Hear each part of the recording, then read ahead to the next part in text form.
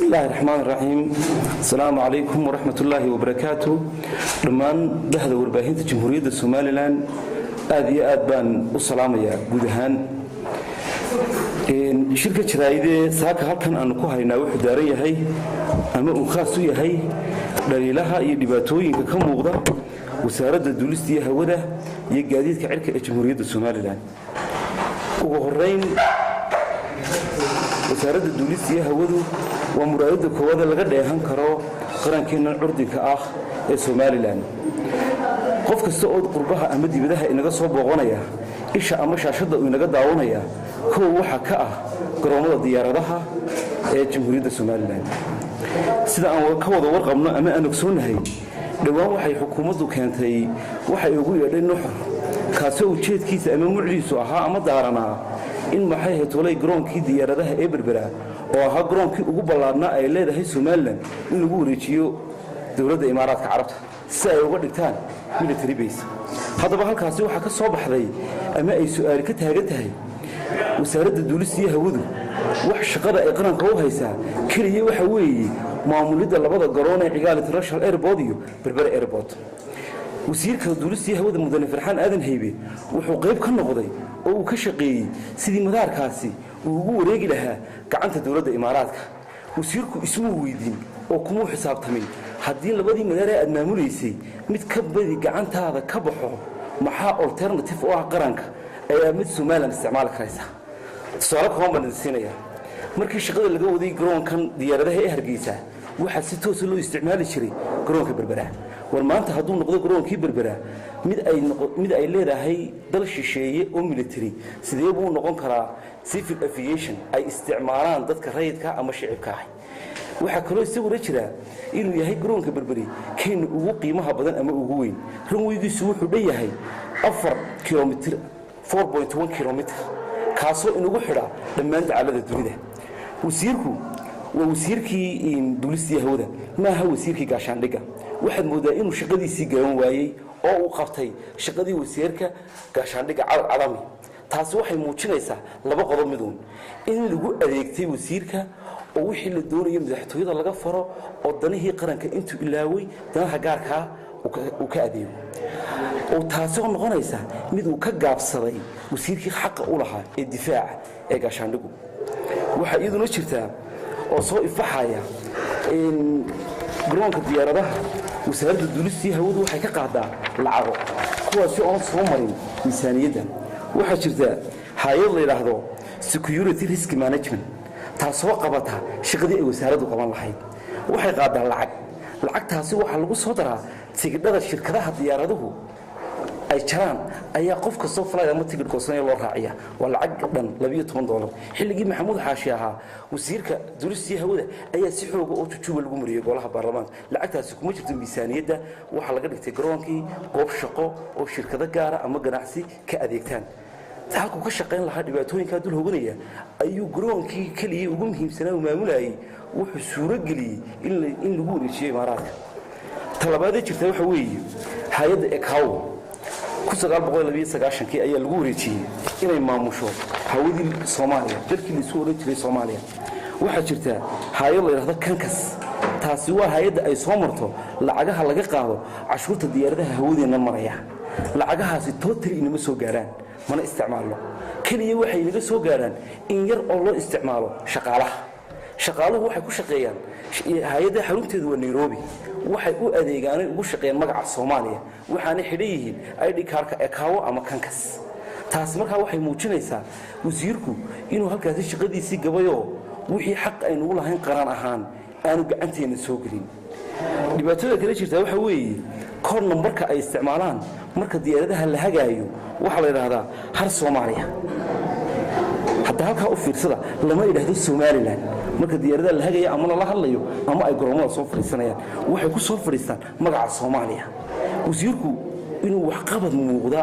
oo la taaban karo yiraad muuqda inuu shaqada kaga tagaabaheedo koorarkaas oo kale u bedelo oo ka dhigo Soomaaliland way waxaynu bedelnay calankeenii waxaan bedelnay astaantii qaranka waxaan yeelanay baasaboor waxaan yeelanay lacag iyadoo aynkaasi tahay kooriyada diyaaradaha hawadeena marayaan kula xiriirayno miinu bedeli karo waana waa mid uu gabay ama shaqadiisa aanu garanay runtii taawaan u tilmaamayna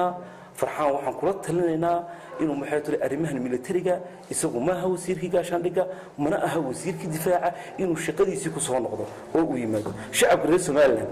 mid baan doonayaa inaan maxay tahay iyagana halkaan uga sheego taasoo mid aad iyo aad muhiim ah marka la yidhi imaaraadka waxa lagu wareejiyay garoonkii diyaaradaha ee Berbera ha ogaadaan in alternative u yahay garoonka diyaaradaha ee Hargeysa sababtu waxa weeye waa one way garoonka Berberi wanka road marka ay diyaaradaha militarigu isticmaalayaan hadii ay waxay u kacaan diyaaraduhu afar hadii qaar ama ay runwayga ku jiraan ama ay cilado ku yimaadaan ma jiro garoon kale diyaara oo ay fadhiisan karaan waxay si toos ah u soo fadhiisanayaan kan Hargeysa wardalkii waa la haystaa waa la inaga qabsaday wara la inaga xoreeyay dhamaantii waxa muddo dhaqaale ahaan iyo istiraatiiji ahaan inaynu xawilnay dhibaatooyinka jira ee maxay tolay u baahan in la cadeeyo ayay kamid yihiin wasiirku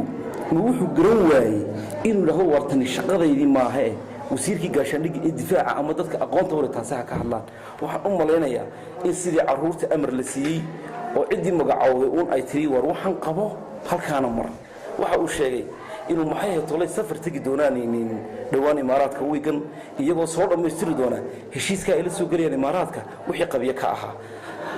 taasi waxaan u maleynayaa waa mid shaqadiisii balmarsan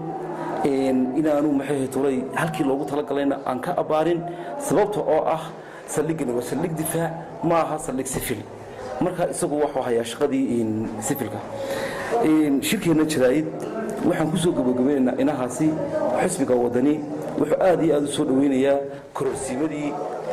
golaha guurtidu uu sameeyay doorashadii koowaad oo ah madaxweynaha taasi oo ku beegan December waxa kaloo ilaahay uga baryaya dhammaan shacabka reer Soomaaliland ama Soomaaliyaba dhibaatada abaareed ee dadkii Soomaaliyeed meel kasta joogan ku habsatay hadii ay tahay Djibouti hadii ay tahay kilka shanaada Ethiopia hadii ay tahay Soomaaliya hadii ay tahay Somaliland hadii ay tahay NFP in ilaahay umada u soo gurmado oo abaarahaasi baahsan ka jabiyo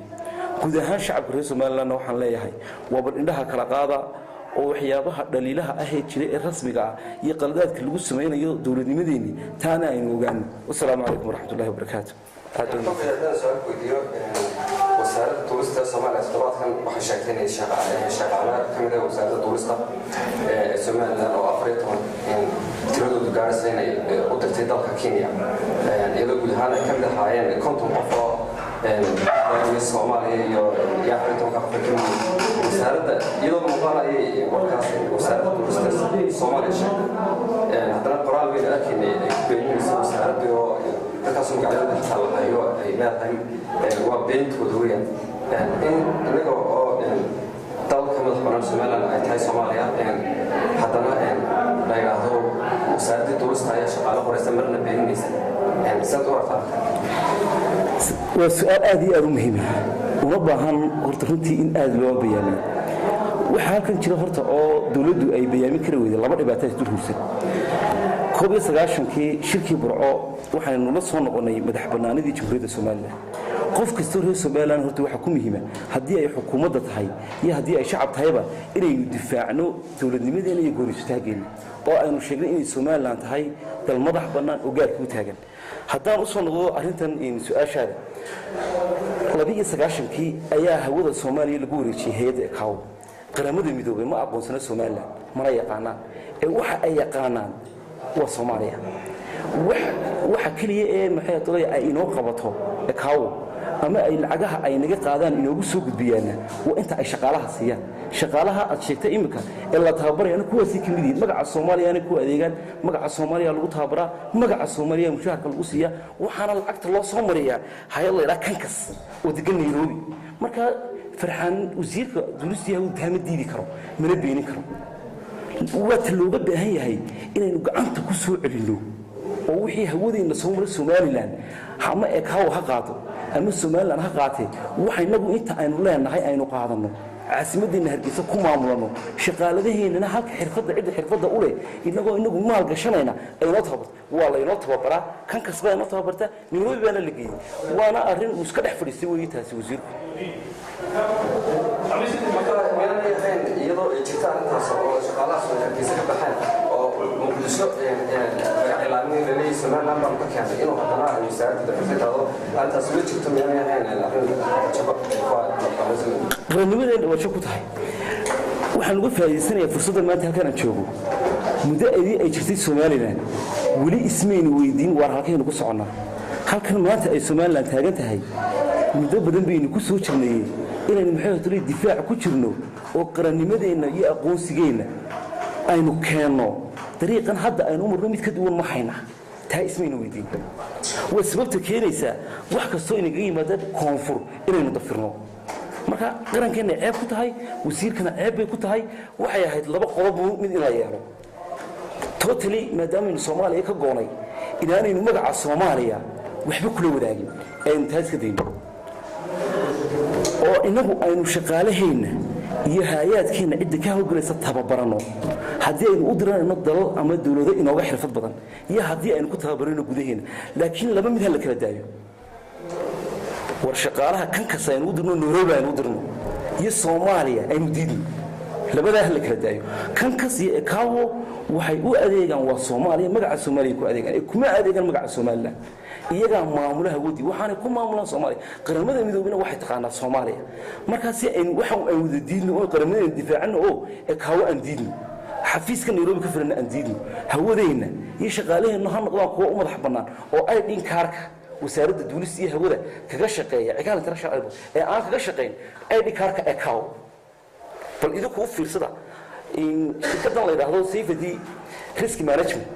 waxa ay inta badan ka shaqeysaa wixii ay qabanaysaa wasaaradda duulista iyo hawada lacag bay qaadataa lacagtaas miisaaniyadda ma marto sababtu wax kale maaha waxa weeye waajibaadkiina qarannimo ayaan gudan kari weyn oo meel kasta waxaynu ka dayeynaa waxa weeye in profit gaar laga helo marka arrintan soo noqonaysa sidaad maqlayseen wasiirkii Jengeli waa kii sheegay lahaa in hawadii Soomaaliya lama qaybinayo